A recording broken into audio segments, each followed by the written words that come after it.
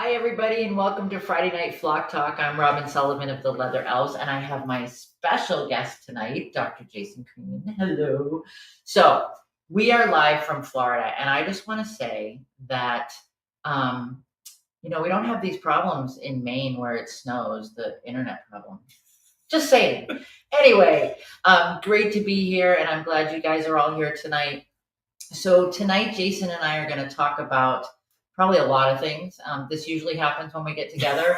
We end up going off on tangents, and you guys can be part of that or not. So Nick's putting comments up on the screen, and I cannot see them. But I could put glasses. I'm just so old. But anyway, for those of you that don't know, Dr. Crean, Jason is a biologist and consultant. He is also the co-director of the Animal Nutrition Lab, and he has a bio that's this long, but we're going to skip that tonight. Thank you. It's okay. I know. Don't you get tired of listening to it? It's like, yeah, it just means I'm too stupid to say no. That's it. I have that same issue.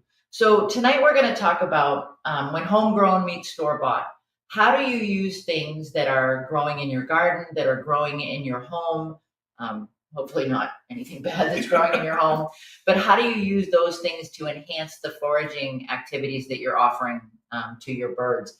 And there's a lot of different things. And Jason and I were kind of brainstorming before we came on about what kind of things we could talk about. And one of the things I want to point out is being from Maine at this point in my life, we don't have the same type of growing season that you have down here by any stretch of the imagination. Just a little bit. It was so exciting to see things growing like oranges and real green things. We don't have a lot of green things. And I know that poor Mark is at home and he had to use the snowblower today. So yeah, there's not a lot of green. Yeah, well, I spent a few decades in Chicago, so I don't miss that.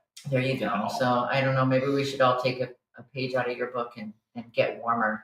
I've got, is this where the talk with Jason is? Yes, Nancy, it is. He's right here. I got him. And yes, Bonnie, I am going to Parrot Festival via Florida. Go figure. I'm stopping at Royal Avian in Slidell, Louisiana on my way for a presentation. Yay. So kind of excited about that. Hey, Janice, I'll see you at Parrot Festival. So back to my original point. See, I told you we get off on tangents. I had nothing to do with this tangent. I have them amongst myself. All you, Robin. But the original stream of thought was, we don't all have these things growing, but you can get things. You can get little herb gardens to grow in your home. I know I have an arrow garden. I've talked about them before. I have a small arrow garden that I can grow, herbs in the house. I can absolutely use those. So that fresh foraging piece doesn't have to end if you are someplace cooler in the winter months. So, Jason, we the other thing we talked about was sprouts. Mm-hmm. I know Jason and I have talked about sprouts numerous times, but we're going to do it again because it's really important. So best place to start. Talk to me about how do we do this? We've got some stuff to show people. How do we do this? Well, sprouting soaking is the first step, right? And that's the easiest way. And ChinaPrairie.com, I got to give them a plug because they have the most convenient, easy to use everything. But I formulated something for them called Thrive that is that you can just simply soak overnight, rinse in the morning, and feed. Things like split peas, different colors, textures, tastes. Any way that you can get diversity in is ideal.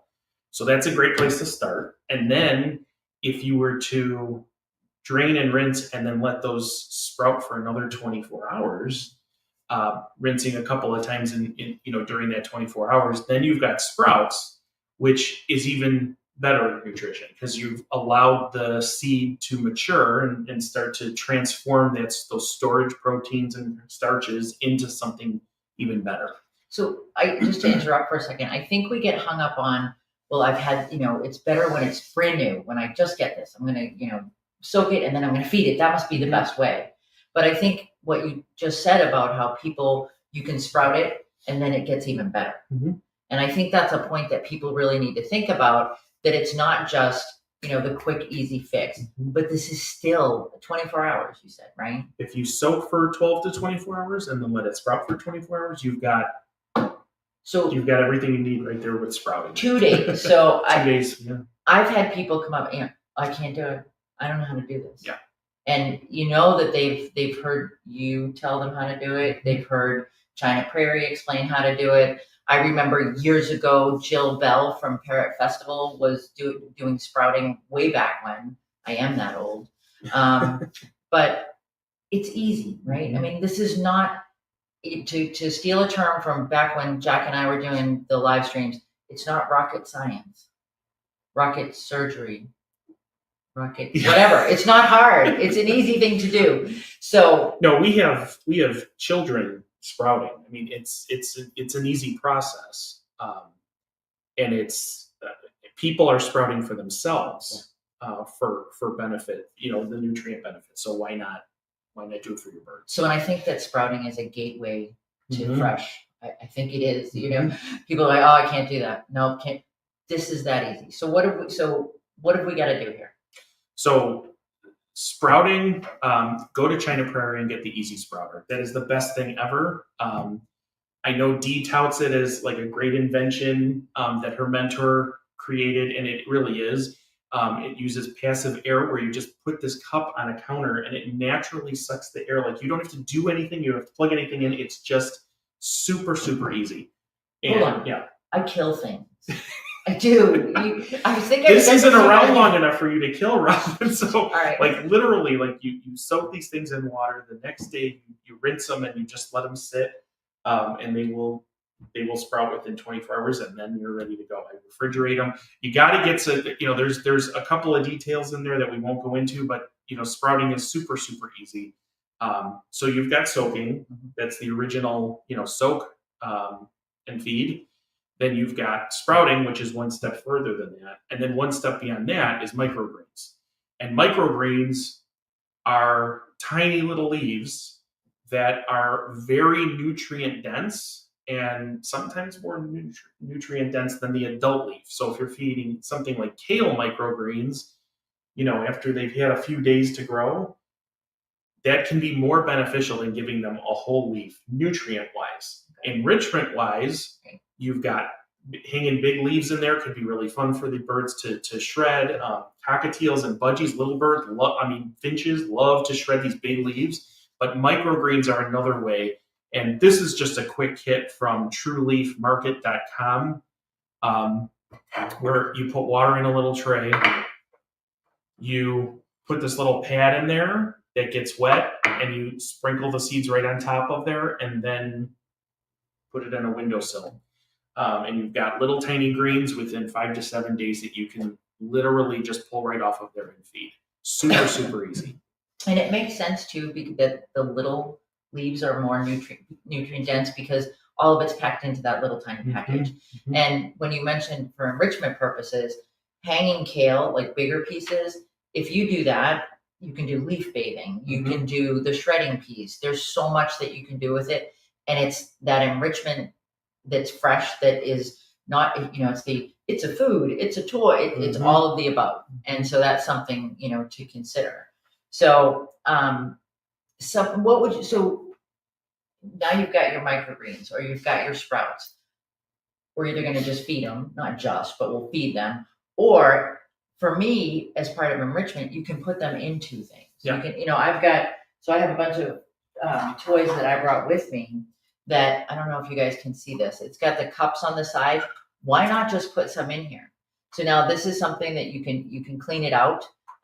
These are they're a natural cup. You just put things in here and cover them up. It's a little bit more work. It's that, that big word that we've used for so many years, contra freeloading, right? Animals prefer to work for their food. And I know there's some of you out there going, my bird's lazy. Give it a shot. Just see if they'll work. We enable that laziness. Let me see that toy. We enable that laziness more. I mean, you may have to expose your birds to something for months before they try it. But showing it one time or 2 times and saying, well, my bird doesn't like that, right, that's not good enough. But in here, like with my birds, berries would be fantastic. Yeah. Just whole blueberries you pop in there, and you don't have to wash them because they'll just pull them out and then they'll make the mess, right? Pomegranate seeds, things like that. But you could totally stuff this with part of a kale leaf and let them just tease it Right. out. And then it doesn't have to be just the food item. You want to use those food items. It's important to keep that fresh piece going with your enrichment. But you can also, put the kale leaf in and then put the food in. This is oregano. I don't know if you guys can see that. I have a front yard Florida food forest. Say that 5 times fast. Front yard Florida. And I grow bananas and papayas and oregano and blueberries and blackberries and figs out in front. And so this is some oregano just from out in front. And I love herbs because you are really engaging all the senses. And you've heard Robin probably talk ad nauseum about that. But you've got the odor from the oils. You've got the look of them with all these tiny leaves. And you probably have, my palm cockatoo loves to just pick each little tiny leaf off. Even this big bird likes to pick the little tiny things off. So stuffing these into one of these toys, you've got the odors, you've got the textures, you've got the shapes, the colors, you've got all this different stuff. And herbs, really, you can't go wrong with just about any herb. Right. And I think, too, some of the toys we've got, and I have my toys with me. There are all kinds of different foraging toys out there. I just happen to have these with me.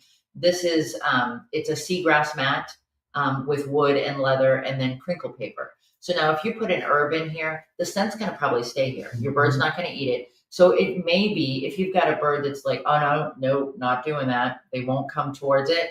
So maybe you rub some herb on it and they're like, that scent, the olfactory piece attracts them to it and then gets them to engage with the toy. Or at least it's unique. Right. Or new, Right. Something that's going to make their brain go, what's that? Like just any kind of engagement is good engagement.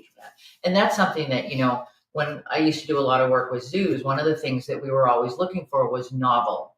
And you can do novel and get way off track. I think some of you have probably heard the story of the blue Jello and the gorilla enclosure. Well, it was fun to watch them use it. It was fun to watch them play with it. It was, but I guarantee you, those mountain gorillas are never going to encounter blue Jello. It's just not going to happen. No, it's not. So that novel, when you're looking for novel, when you're looking for something new that you want to introduce, you really want to be sure that it's not completely out of the realm of possibility.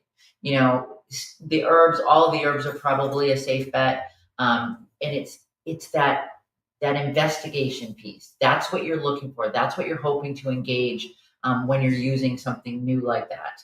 And what you're talking about is biological appropriateness. Thank you very much. If something's biologically appropriate, like parrots, we know across the board exploit resources like green leaves and nuts and seeds and fruits and things like that. So that's appropriate. Right. Toucans, not so much. Toucans want fruits, bugs, things like that. So knowing what the natural history of the species that you're looking at, trying to enrich is important. And so, putting seeds and nuts and things like that in these cups obviously is great for a parrot. Blueberries and other things for other birds too. And that's the thing too, again, going back to the zoo community, when a new animal comes in, people don't, oh, look, we got closer. Nick is a genius. Thanks, no one Nick. needs to see this. I know. I was like, when a new animal comes into a section in a zoo or is acquired by the zoo, the keepers need to do their research. They need to look into what is this animal all about? And we've talked before about goal-based. What am I trying to elicit?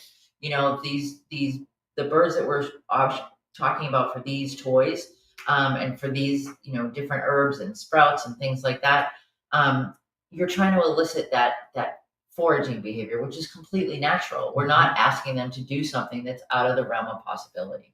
So if you guys are making comments, my phone is not allowing me to see new comments. So if I'm not responding, and Nick, you can put them up on the screen all you want, I cannot see them. And I don't think Jason can either. Can you read? Oh, no. Yeah, no. So that's worse than the eye test at the DMV. Right. Yeah. So just so I'm not completely ignoring you. Oh wait, they're back. I've got them. Now I have to read all of them. So talk a little bit. I'll read the comments. Where were we? Wait, and at zoos, zoos have husbandry manuals for species that they keep because they've studied the natural history. They know, what it takes to keep that animal healthy and engaged and their lives enriched in a zoo, and we should be doing the same. So Candy's Gray took all the parsley out of his chop, put it in his water, and when it started to turn the water green, he added pineapple and drank it. So well, and this is gonna go with kind of our announcement tonight. But that's what birds drink in the wild. Birds don't drink purified water. No. They drink from rain catches and puddles and things like that are full of plant components that have leached into the water. So, we can replicate that actually, and we'll show you some. We will get there. Yeah. The other thing about microgreens and sprouting, you can use that as a base too. Mm-hmm. If you know that your medium, whatever the medium is that you're using to grow those microgreens is safe, then you can sprinkle other stuff in them, and that's just another form of enrichment. It's asking them to forage. I'm going to give a shout out to another company, Oxbow. So we talked a couple weeks back about going to other departments at the pet store, not just the bird department. And they've got a Timothy Hay mat that I know we showed on that live stream.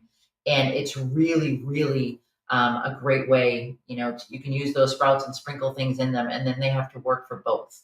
I have another. And Timothy Hay is great enrichment for a lot of birds, most birds. As long as it's supervised to a point, because they can get tangled in it, right. If they're especially smaller birds. But if you smell it and it's very dry, it's totally safe. Yeah, it's really really easy to hide things in. We talked a little bit about you don't want that.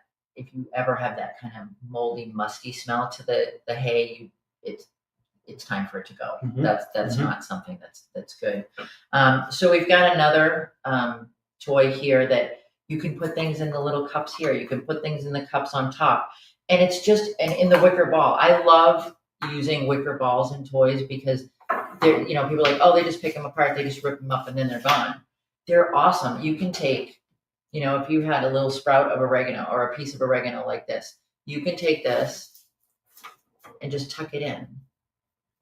God, that smells so good. Doesn't it? I know, right? And you just tuck it in here, and now simple. That took me how long? A second. And you've got, more enrichment. It's taking. We've been talking about. I know that Josue Santiago, who's got hyacinths, has been talking about scent trails. We discussed scent trails for his one of his birds who's visually impaired. You can just rub herbs on toys, on items, and that's just another form of enrichment. That's that olfactory piece that I think we sometimes forget. I think that's, it's like, oh, well, I gave them, stuff to chew up. I gave them new foods. I gave them, I did some foraging stuff. We forget about that olfactory sensation. That's so important. Yeah, and zoos use essential oils and things like that, not to diffuse, but they actually just kind of put it on perching and stuff like that to get the animals, looking around. What is that? Just get them engaged, get their brains working. Well, and I get a lot of, messages and calls and stuff from people that say my bird doesn't use his whole cage. He's in one corner. He's always in one place. People are like, oh, it's nesting behavior. Well, not necessarily. Mm-hmm. It may just be that this space isn't, you aren't doing your job by making it engaging enough. Mm-hmm. And so by putting herbs around the cage, it's something that they're going to start to investigate. They're definitely aware of their surroundings, aware of their environment. And if you can make that more stimulating and more engaging, you're going to see that bird utilizing the whole cage. It doesn't have to be jam-packed with stuff. It's just offering different things. Well, and don't think your bird's going to be upset if they have to work for their food in something like this. Don't make it easy. Yeah. Don't make it easy. It's not good to do for human children. It's certainly not good to do with our birds. No, and I think, that's a really good point, is that it doesn't have to be, you don't have to hand them everything. We kind of turn them into spoiled brats.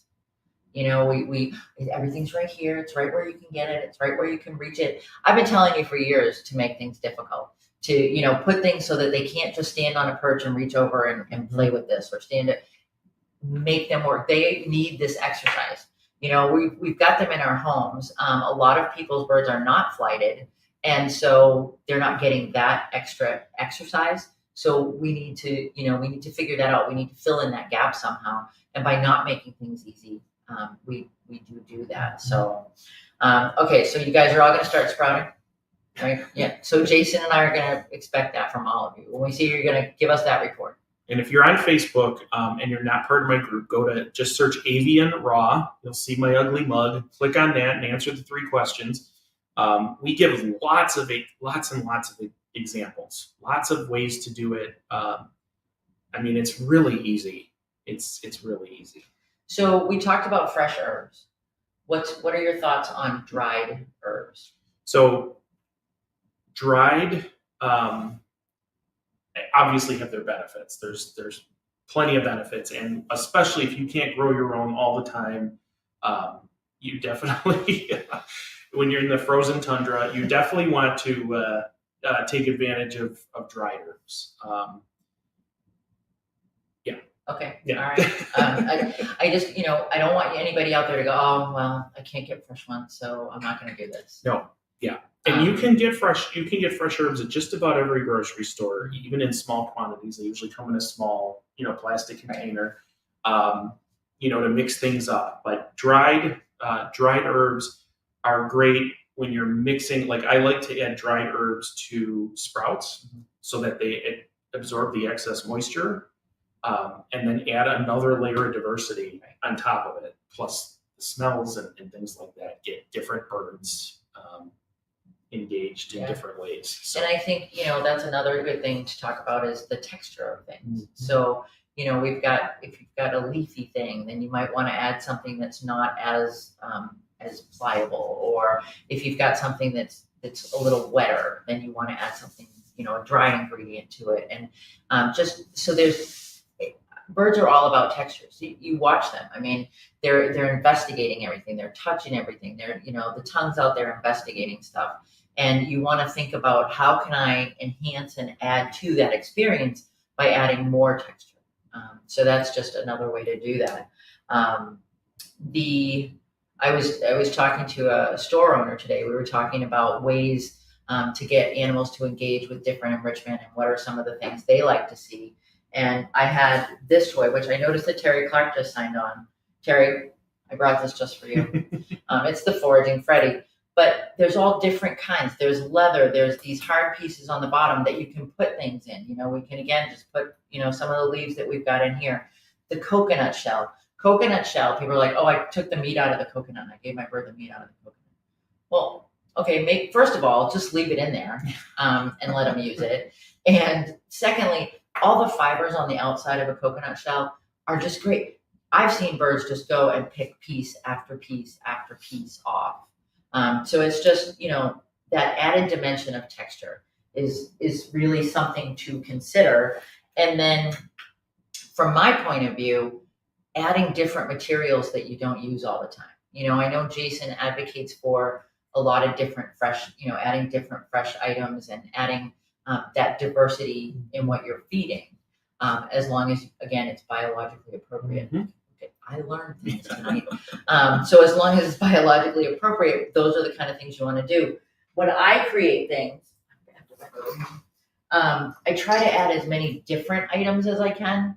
On this one we've got, and this is another Terry Clark. This is a Pandora's box. So we've got mahogany pods, we've got cork, we've got wicker, wood, the pods, the coconut shell, cardboard. There's all these different textures, all these different things, and you can use it as a foraging opportunity.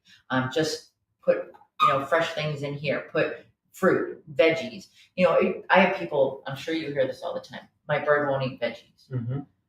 Every day. And so instead your of bird will eat right. veggies, but you have to be trained more than your bird does, unfortunately. So, the whole my bird won't eat veggies thing, maybe it's about the presentation. Yeah. So, okay, so we're going to anthropomorphize for a second here. You go to the restaurant and it comes, the plate comes and it looks like, garbage, right? Are you gonna want to go back there? Probably not. But how hungry am I? Like not gnaw your arm off. Okay, hungry, yeah, so, I'm so you're probably not going to go back, right?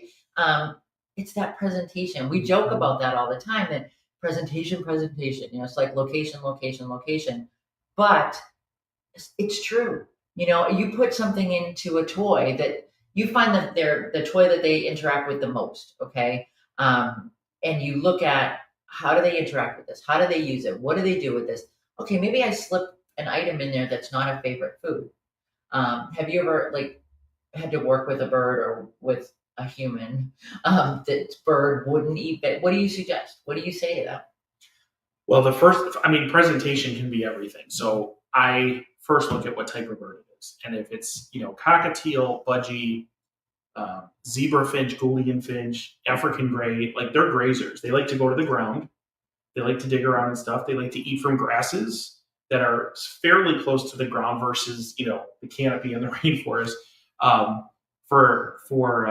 So I'll put a bowl or a tray or something like that on the floor of the cage and let them exhibit those naturalistic behaviors that they would in the wild, because those we haven't bred those out of these birds. These birds aren't domesticated, so they're still exhibiting those wild behaviors, or would prefer to do that. When it comes to something like macaws and conures and things that are spending a lot of time up in the trees, I'm going to probably recommend a skewer for larger birds right away. Skewers for smaller birds, in addition to something like this where they're having to hang upside down or hang from the side or something like that, where they have to work for that, because all of those nuts and fruits and things like that are also size. Size matters when it comes to when you look at what these birds are eating in the wild, and you brought up coconut. There are cockatoos, and I think Bonnie Zimmerman from the Indonesian Parrot Project actually had these pictures that she showed us when we did that trio talk, which was fun. But like these cockatoos are all dirty because they're sticking their heads inside of these giant coconuts and eating the flesh out of the inside.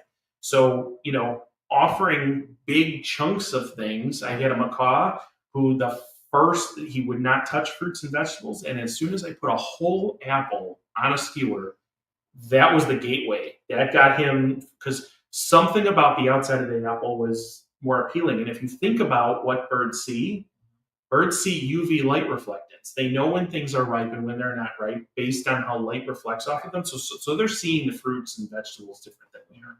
Yeah, we do get hung up on that. Like, what does it look like?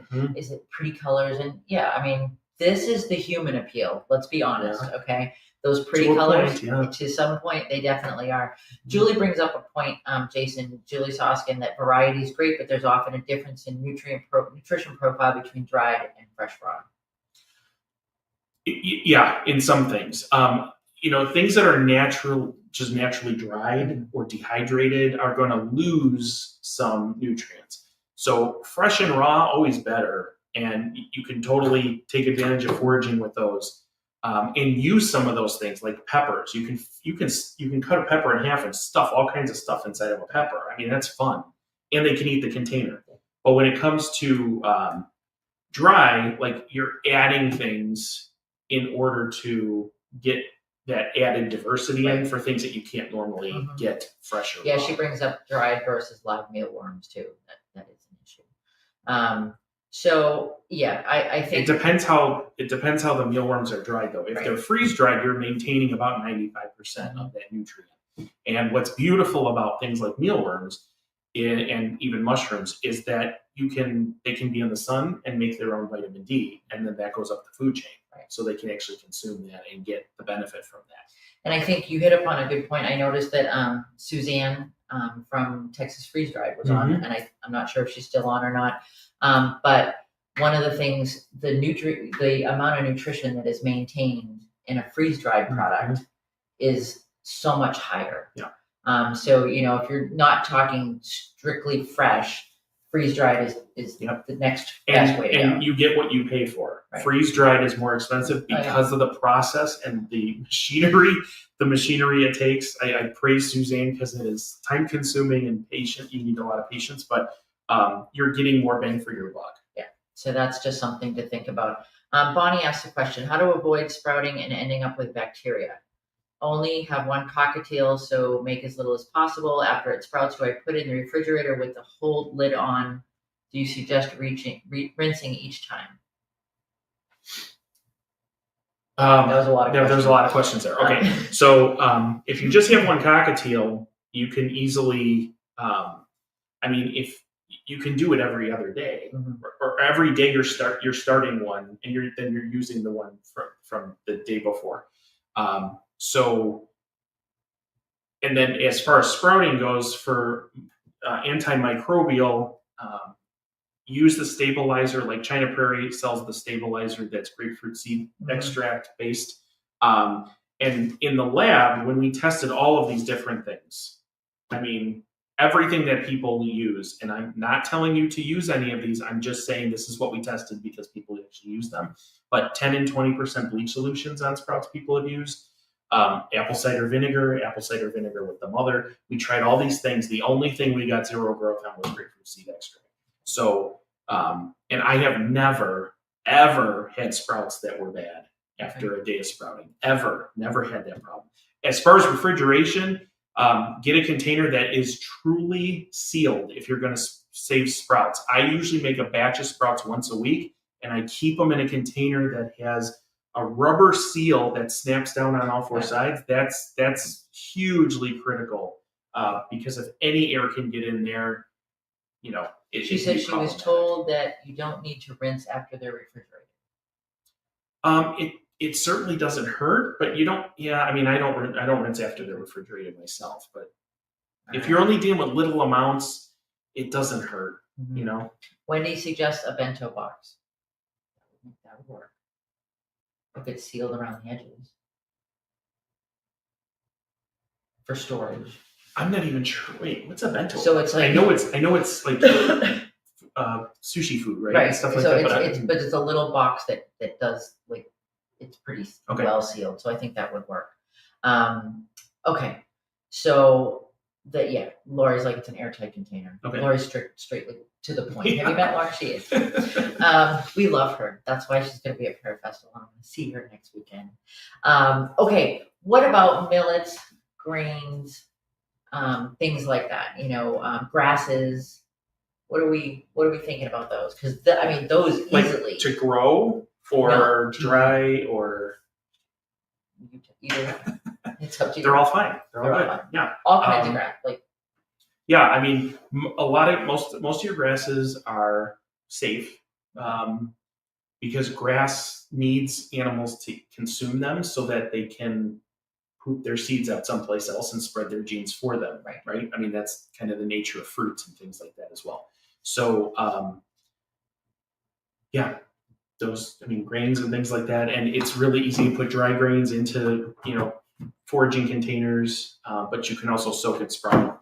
So we got Deanna on here. Hi, Deanna. How's it going? She says that the Easy Sprouter is designed to go in the fridge just for that reason. So thank you for responding. We've already plugged it. We had. Were you on the beginning? We gave you that shout out. Yep. So, all right, we've got, Leather Elves has a lot of different foraging toys.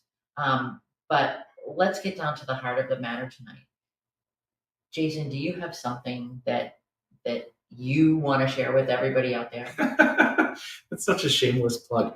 So I've been, most of you know that I have formulated teas for a variety of businesses in the past. And I have a new one that I'm formulating for. And it's called Biodiversity Bird Blends. Nick does that kind of stuff all the time. Yeah, some of you saw that I kind of teased that logo that they put together. The line of teas is called Natural Selection. That's Charles Darwin's tree there that he drew. So back in the 1800s.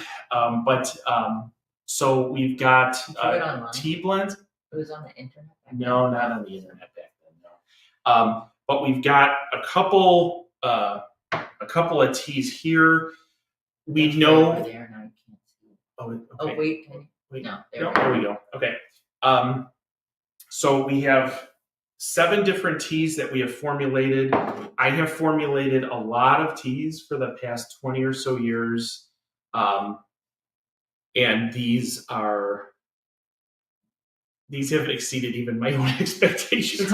But part of the reason for that is as more research comes out about these individual ingredients, we can then extrapolate those benefits to pass those on to different types of birds, different animals, and things like that. So I know I have been getting harassed by people online about where I need a hormone tea. I have a hormone tea. It's called hormone homeostasis. And so we've got hormone teas. We also have foraging blends that are all flowers and all greens. And so once again, biological appropriateness, different colors, different textures, different odors, using ingredients that no one else is using with birds right now after we've seen the benefits I ourselves. can tell you guys when we It were smells so getting ready, good. I was pouring it in here and I was like, I just need to take this in my room and have it as potpourri. So you're hitting on all those points. You're hitting on, the texture. If you look at, you guys can't really see this, can you? Yeah. So Jason and I are never going to be on, Well, you can see the close-up Vanish. pictures they're on at the website. on the and website. The website is biobirdblends.com. So, but there are all these really cool textures. The smell is phenomenal. And I'm going to, plug the Leather Elves again. You can take, we've got even this one. You could take some of the tea right in here. Mm-hmm. Oh, look, I've done foraging enrichment. Mm-hmm. There's the up close and personal picture. And so it's really, Lisa wants to know, are you doing the iron blend?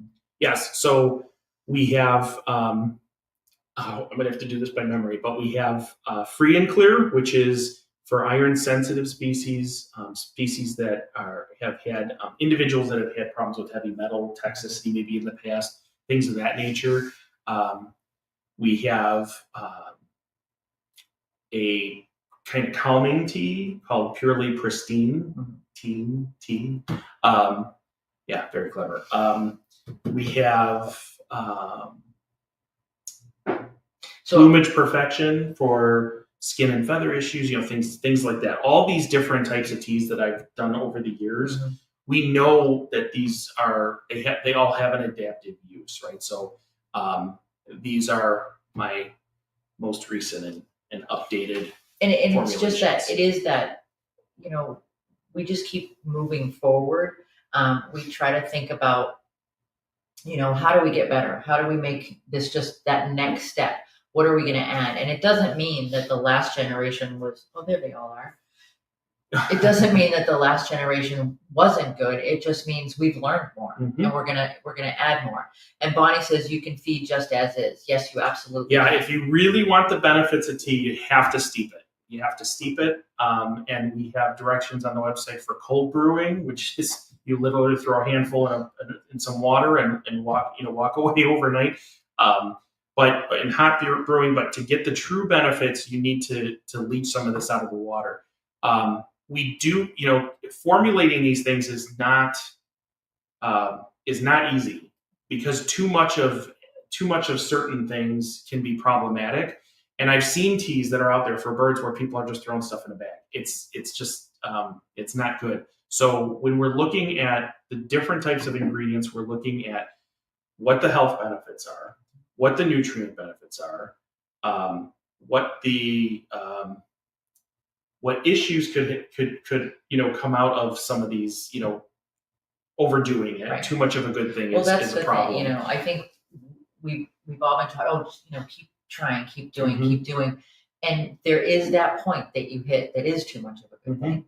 And so that's why, could you probably run out and put some stuff together and call it a tea and give it to your birds? You could, but this is depends on what the ingredient is. Right. Well, yeah. But I think that's the problem it's not the right blend. It's not the scientific. I mean, there's science behind all of this. Yes. It's not, when Jason's formulating something like this, it's not like he goes, oh, this looks pretty. This No, this. you go right into the scientific literature and start looking. Right. Yeah, I mean, but that's what we do as part of the animal nutrition lab at the university. Is we're looking at things and saying, how do these affect the animals, especially birds, because birds are our focus. So, how are things like this going to benefit their microbiome and get all of that healthy gut bacteria to stay? Right. And, offering processed food decreases that. So we want to make sure that we're offering a lot of different things. Every time you see a different color, there's a different bioflavonoid, polyphenol, some kind of antioxidant that's going to help keep that animal cells healthy. But enrichment-wise, like throwing a handful of that on top of their food and letting them dig, and then, by accident, they may, oh, this tastes good. Maybe right. or I really like this flour because it pops when I crunch it, things like that. And it works both ways. I mean, I've been talking to people for years about adding food to enrichment items. Yep. That, maybe this, like you say, this piece is a favorite. Okay, well, I'm going to put this in here because I know that'll bring him to here, and then he'll use it. Yep. Julie says, she's very excited to try this. She remembers this is 4th generation, kind of, sorta, is what she says. And she says she remembers you gave her a bag of Greywood Manor when you spoke at MCBB, and she has a tiny bit of it left. And then the website is in the comments for those of you that need to see it again. Suzanne uses a Zarafina teapot, and it works so well. Let's see. Teas are therapeutic for all of us. Yes. So Bonnie wants sprouting workshops at bird conferences to learn how to do this. Bonnie, it's much easier than you're making. That would take 10 minutes. So I'm going to see Bonnie at Parrot Festival. We'll talk about this some more. So we're going to do that. And let's see. Shelley said she was at a zoo today, and they said you had been there and helped them so much. So yay. Nancy says hormone tea is not on the website. We can. Yeah, I'm not sure. All right. It will be if it's not, Nancy. Let's put it that way. So we've got something else. Yes, we have something else. But wait, there's more. I feel like an infomercial. But it's okay because this is. So Nick, you're going to have to zoom out again, and because this takes up a bit of space. All right. So this, when I was talking to Jason about this, I was super excited, and then when I got here and saw it, even more excited. So, will this live be available to watch again? Yes, Nancy, it will be on the Leather Elves page. All of the videos are archived, so it will be there. You want to tell them about this new thing? Sure. All right. So once again, to get birds foraging, we want to give them natural products that are, get their senses going. And so we have, oh boy, this is, I'm going to have to stand up. So this, we call these biodiversity bird bouquets. And these are, these are some samples. These are 100% naturally dried, no chemical preservatives, no color enhancers, just all natural, grown in the United States. And what I've done is we've put some of these together, and they take advantage of grasses, dried flowers, grains, seeds, things like that, in order to get birds working for things. So different types of herbs are on here, different types of flowers. And when you get these, they're a surprise. You never know, because this is highly seasonal. So you're going to get different types of things bundled together. So your bird's always looking at something different, getting something different. We have dried peppers, different types of millets, different types of flours and grains. And you can just literally, you just bind it together with plain raffia, plain non-colored raffia, so that it's very easy to just tie to the side of the cage and use. So I can tell you, while Jason has been moving those around, the smell is just it's amazing. And so my enrichment self is like, okay, and I know people are going to put those right where they can get them. But if I got one of these, if I decided I was going to purchase one of those, can I see that? This one? Yeah. So a lot of people would just put it in the cage, and here it is. I would hang it this way, and it would be dead center of the cage, or on the very end of a play stand. So you've got that play stand. They're standing right in the middle, just looking at you all day. Move it to the end of the branch so that they've got to reach down and really work for it. And the smell is just incredible. And like Jason said, they're seasonal, so you're not probably never going to get exactly the same thing. But they're really, this to me is wonderful foraging opportunities. You can, incorporate it. You can put it on the side of the cage with the bars, but it's got to be somewhere where there's not a perch to easily access it. Yeah. In my opinion. Climb around. I love seeing, with the birds that we've tested this, I love seeing parrotlets and little birds just climbing all over this, taking advantage of things, checking things out. And then, large birds pulling some of these clumps off and then, holding them and picking them apart. So we've seen it all, but these are something that I've wanted to do for a very, very long time. Finally found the best source in the country, and now we have access to this. So you need to go to Parrot Festival with me. So you're getting in the car with me when I leave tomorrow morning. Not this year. Because Lori's requesting that you sell them at Parrot Festival. No, unfortunately, Bonnie, he's not coming. But the journey continues for me, and I'll be there. And Nancy wants to know, can you break it up and use it in a couple of cages? Yeah. Yep. It's tied together with raffia, so you can, and that's the other thing. You can do whatever you want with them. You can, are there directions with them? No. So that's the thing too. I think do whatever you want. I think sometimes we get hung up on, well, how am I supposed to use this? What am I supposed to do? And you need to let your birds communicate that to you. They'll tell you what to do with it. They'll, in more ways than one, but they'll tell you what to do with it and what's best for them. Some birds, hanging it from one place is good. Other birds breaking it up is good. And just pay attention and observe how they're interacting and then modify that way. So I'm taking those with me. So if they're missing in the morning, that's where they went. So we've got, there's a lot of cool stuff that's going on with this new company and website. So want to give them the website one more time? Yeah, biobirdblends.com. This is just the tip of the iceberg. There's lots of stuff coming from this place. Besides the teas, there's also a couple of foraging mixes that are flowers and or greens. There's a green powder that can be used for a variety of ways. If you have birds that you're worried about calcium, best way to get calcium is through food. And that green powder is one of those ways. And I know that the first 20 orders of $100 or more are getting a free steeper from BioBird Blends. So check that out. The hormone tea is on the site, but not on the shop, but it will be, I guess, tonight. So just check back later today, and I guess it'll be on there. And Wendy says top of the cage works well too. It absolutely does. I'm really excited about these products. We at the Leather Elves, we're always trying to figure out different ways to present things. And tea works so well. The dry part of tea before it's steeped works really well with a lot of our products.